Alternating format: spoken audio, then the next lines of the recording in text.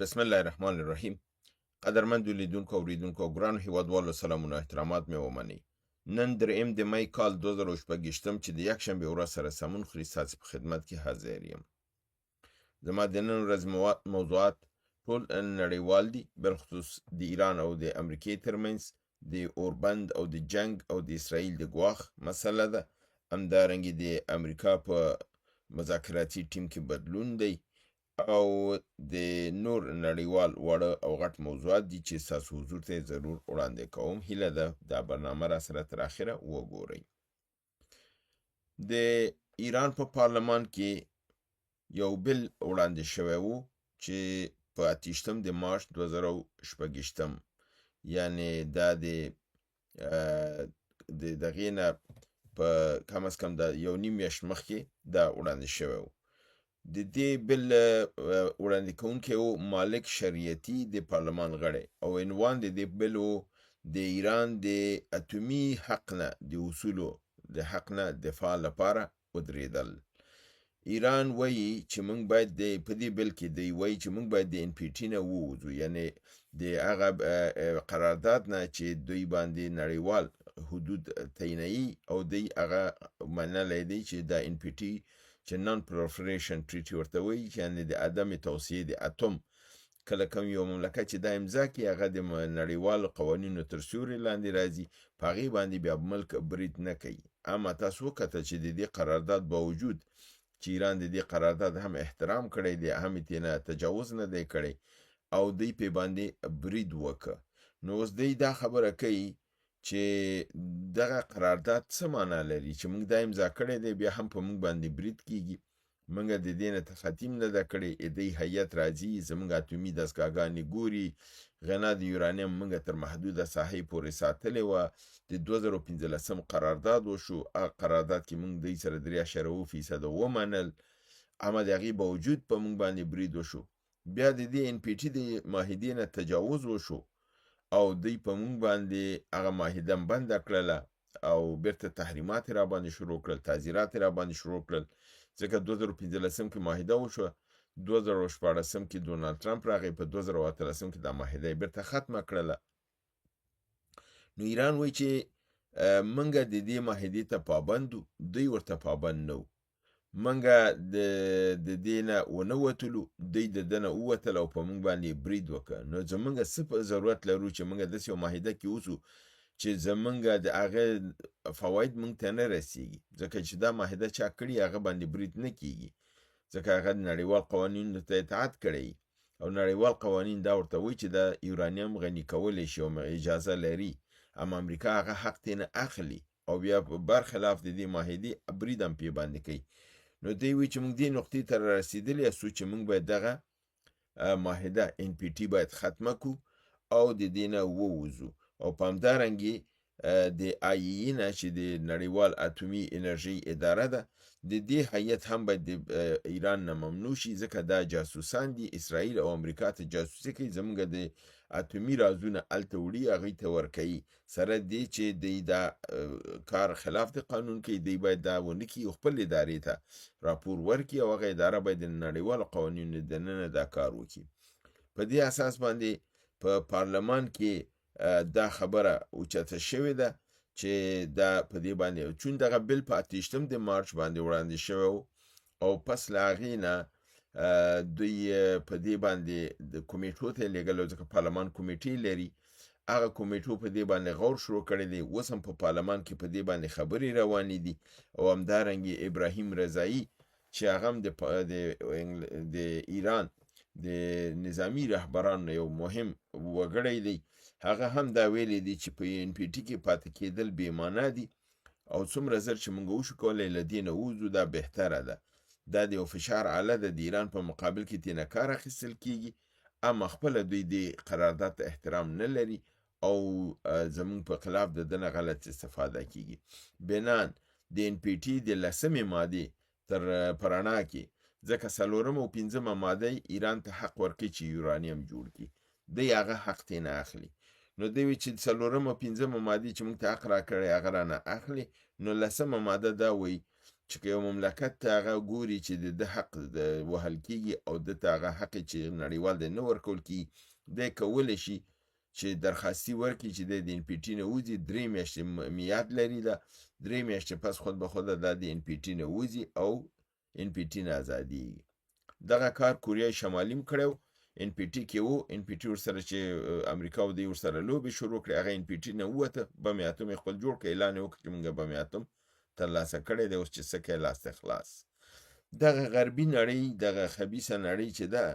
دا همدا کارونه قصدن کوي مو یو ملک هم دې ته مجبوري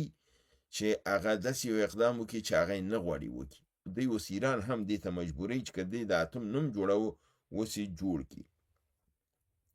د همدې بابت نه دی چې مجتبی خامنه‌ای همدارنګي امریکا ته تهدید کړی دی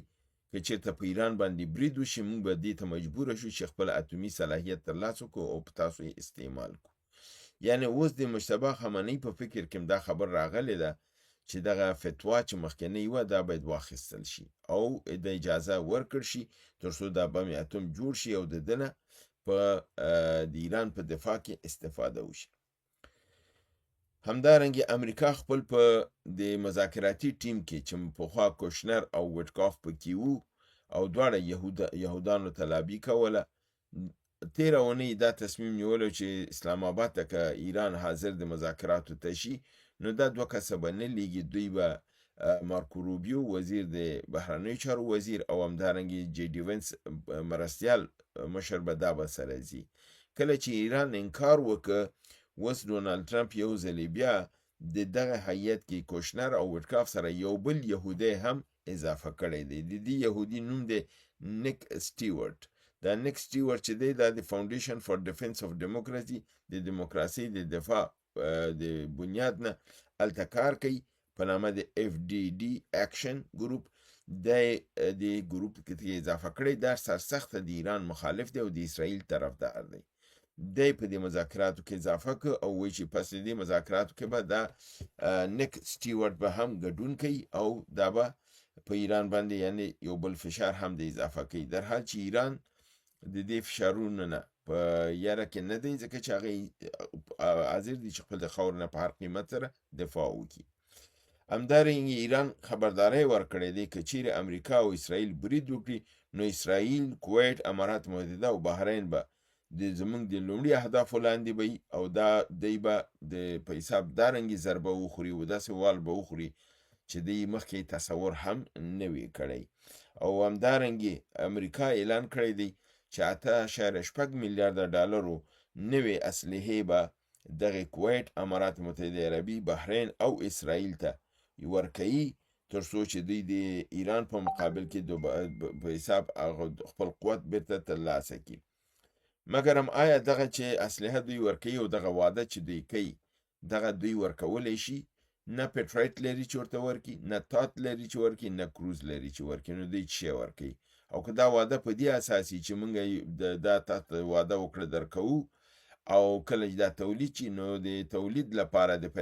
پیدا کولو لپاره جوړولو لپاره کم از کم یو 2 کاله نور ضرورت لري نو دې مطلب دا دی چې دا وعده ټولې هوایی او دروغ دي همدارنګه ډونالد ټرمپ وایي چې د ایران مسوده چې د مذاکراتو لپاره وړاندې کړې ده هغه د ولیدله خو د خوخه نشله په دې ساده ژبه دغه ویل چې خوخه مې نشله یعنی دا ونه ویل دا درست نه و منطقي نه و د کې کم ټکی خراب و یسو بس لاندې ویل زما خوخه نشو او چین او روس ټرمپ ته پیغام استولی چې د مذاکراتو لار باندې مسایل حل کړي د زور د لار نه دي نه دي یعنی دوباره جنگ ته دي نه دي د دې کې کم ګټه نشته دی ټول په دې کې خرابېږي نو ایران ویلي دي چې چیرې امریکا زمونږه مسوده قبول کړي چې کوم یو مونږ استولې ده مونږ تر دوشنبه ورځ پورې یعنی سبا ورځ ته حاضر یو چې په اسلام آباد کې مذاکراتو میسته راشو دا خبر وال ستریټ جورنال ورکړی دی او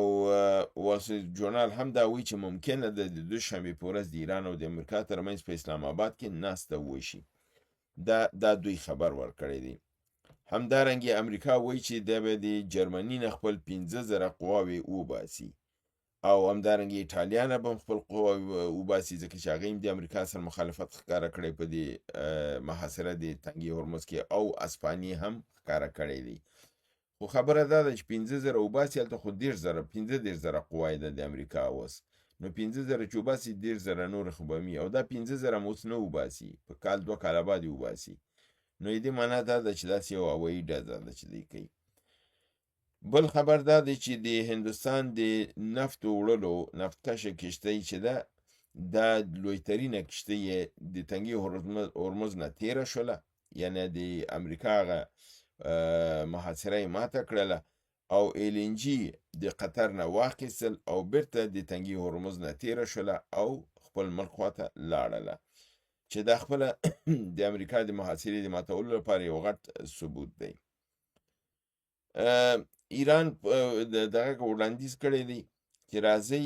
یو ځای دا محاصره سره ختمه کو، زه خپل د تنګي هرمز محاصره ختموم، ته د تنګي هرمز بیرونی محاصره ختمه که، زه به موقتا پیسې نه اخلمه تر څو چې مذاکرات زموږ تاسو وشي، چې هر کله نتیجې ته ورسیږو بیا په دې هکله به زه بیرته خپل تصمیم ونیسم چې هغې مذاکراتو په رڼا کې چې دغه شي. خو امریکا ته څنګه مې تاسو ویلې ډونالډ ټرمپ دا مسله نه ده منلې او دی رد کړې ده. همدارنګې ډونالډ ټرمپ څنګه چې پرون تاسو خبر درکړی ویلو چې جنگ ختم شوی دی او مونږه د کانګرس دغې ته اجازې ته ضرورت نه لرو چې مونږ هغې نه اجازه واخلو چې مونږ جنگ درست کړی یا غلط کړی. اما په کانګرس کې دموکرات ګوند وایي چې دا خبره کاملا غلطه ده، دوی باید راشي او قانوني ضرورت پوره کړي لپاره د دې چې همدا اوس چې دوی تنګه د هرمز محاصره کړې ده، محاصره په معنا د جنگ دی، د معنا دا ده چې امریکا په جنگ کې ده برحاله.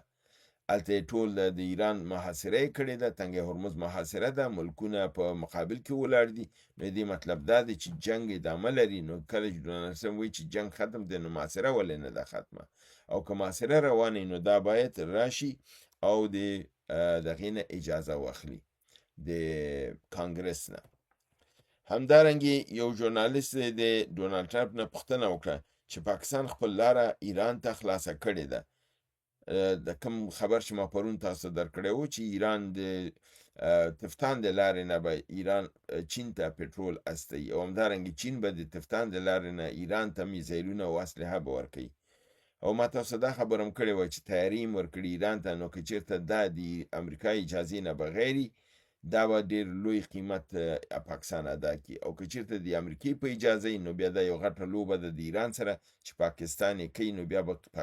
ایران به دا تصمیم نیسي چې آیا دا د امریکې سره دی که زما سره دی. نو په دې اساس باندې ډونالډ ټرمپ وایي چې زه له دې نه خبر یم، او زه د دې جنرال عاصم منیر او د صدر اعظم د پاکستان ته ډېر احترام قایل یم، او دا کار چې دوی کړی دی زه یې مطالعه کړی یم. مطالعه معنا دا ده چې د جریان کې دوی دغه دي، یعنی لاس لري، او ایران ته د خدای اجازه ایران ته نه ورکوي چې د ایران پټرول هم خرڅ شي، ایران ته جهازونه هم ورکړ شي، نو او د ایران نه د وزیر د دفاع د پاکستان ملاتړ هم وکړي او امریکا وغندي. خو دا ټوله یعنې یو لویه لوبه ده، دا خبر ما تاسو پرون کړې وه چې دا کېدای شي یو لویه لوبه وي، او په لویه پیمانه باندې په دې باندې دوی لګیا دي کار کوي چې وروسته به موږ تاسو ته معلومه شي چې دا خبره کوم خواته روانه ده. همدارنګې د دغه جنگ چې دی نړیوال اقتصاددانان دا وایي چې دا په امریکا دا ټولې بهانې دي، دا چې ایران اتم لري او ایران فرضاً یورانیم غني کړي دي، هغې وایي دا ټول بهانې دي، دا یو حقیقت سره لاره نه لري. هغې وایي چې دا اصلا د اروپا د روس او د چین ته د امریکا پلان دی چې دوی د اقتصادي محاصرې لاندې راولي او دوی ضعیفه کړي. اولې د دغې لاینې ناردن سټریم لاینې له منځه ویوړه چې اروپا ته ګیس او پټرول تلل، بیا یې ورپسې ونزویلا ختمه کړله، بیا ایران محاصره یې وکړله، او دا ټول چې دي دا په د روس باندې خو قیودات لګېدلي و چې تیل یې نشو خرڅولی، او اروپا باندې تیل او ګیس بند کړل. چین د ایران نه چې تیل اخیستل، ونزویلا نه اخیستل، دواړه یې بند کړل او په دې رقم سره د دې نړۍ اقتصادي د ودې مخه یې ونیوله. په ظاهر باندې ایران باندې دغه دی، خو په باطن کې دا پلان د دې لوی اقتصادي دغه دی اروپا، چین، روسیه او دغه ټول هدف دی او د دې لپاره دوی دا اقدامات کوي، فشار راوړي. دا زما د نن ورځې خبرونه چې تاسو حضور ته مې وړاندې کړل. هیله ده برنامه وګورئ، خوښ کړئ، دوستان سره شریکه کړئ. تر بل برنامې چې بیا ستاسو حضور ته حاضرېږم، تاسو پولۍ پروردګار د عالمیانو سپارم. وما علینا الا البلاغ.